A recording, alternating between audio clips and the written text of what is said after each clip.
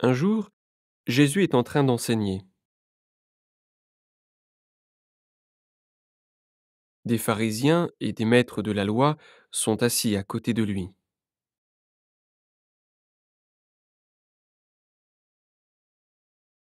Ils sont venus de tous les villages de Galilée et de Judée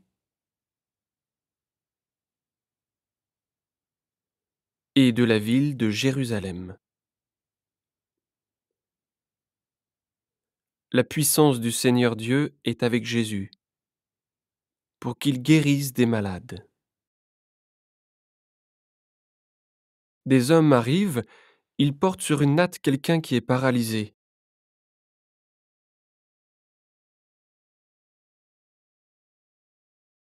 Les hommes cherchent à faire entrer le malade dans la maison et à le placer devant Jésus, mais ils n'arrivent pas à le faire entrer à cause de la foule. Alors ils montent sur le toit, ils font une ouverture à travers les tuiles,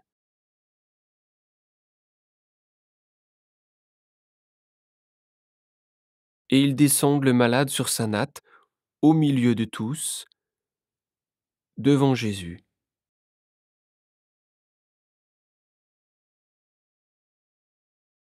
Quand Jésus voit leur foi, il dit au malade, tes péchés te sont pardonnés.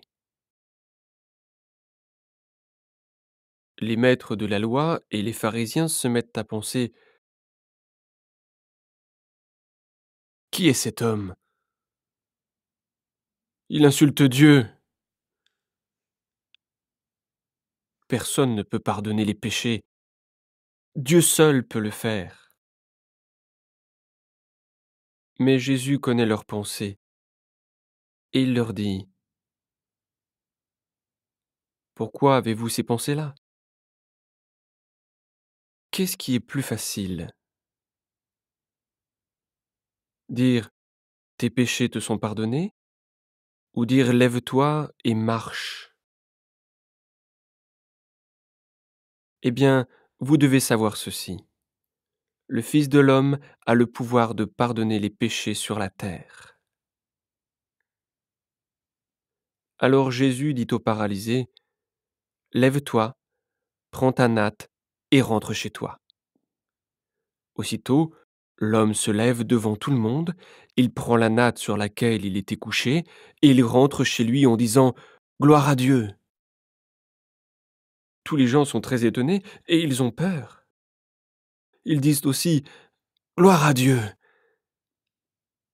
Aujourd'hui, nous avons vu des choses extraordinaires.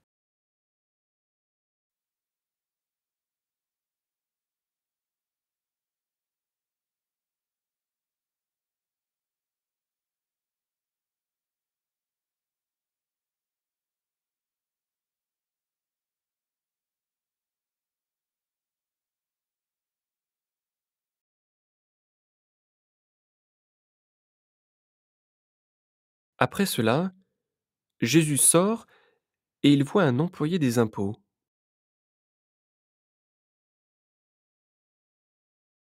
Cet homme s'appelle Lévi, il est assis à son bureau. Jésus lui dit suis-moi.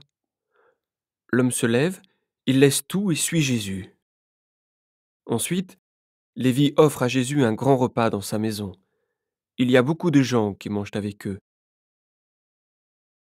des employés des impôts et aussi d'autres personnes.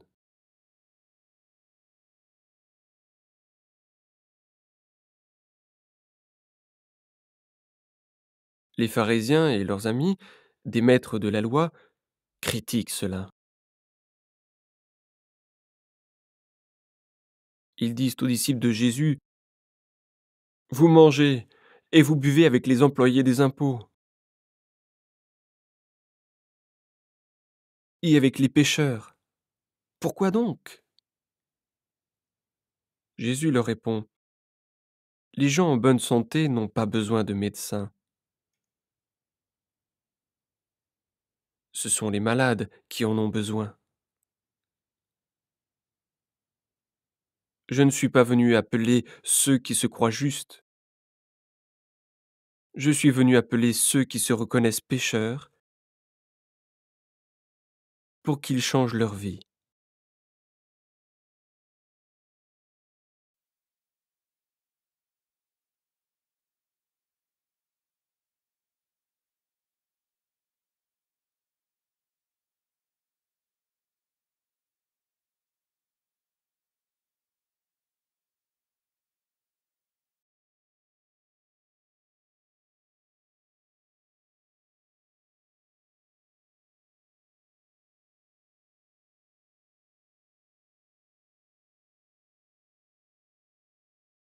Les pharisiens disent à Jésus: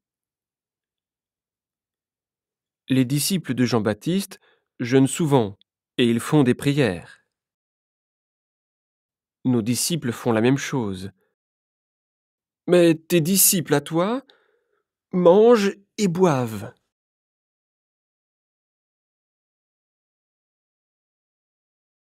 Jésus leur répond: Le jour du mariage, est-ce que vous pouvez obliger les invités à jeûner quand le marié est avec eux?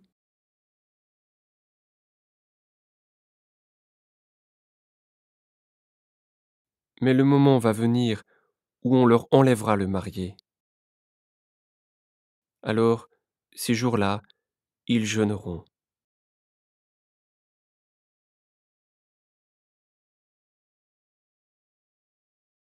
Jésus utilise aussi pour eux cette comparaison.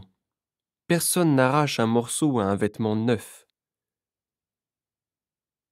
pour le coudre sur un vieux vêtement. Sinon, on déchire le vêtement neuf, et le morceau neuf ne va pas avec le vieux vêtement. Personne ne met du vin nouveau dans de vieilles outres.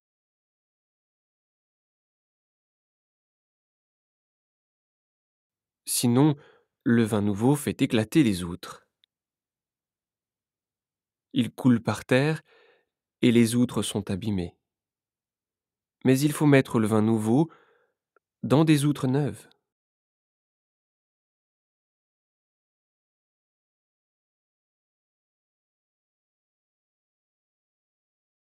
Personne ne veut boire du vin nouveau quand il a bu du vin vieux.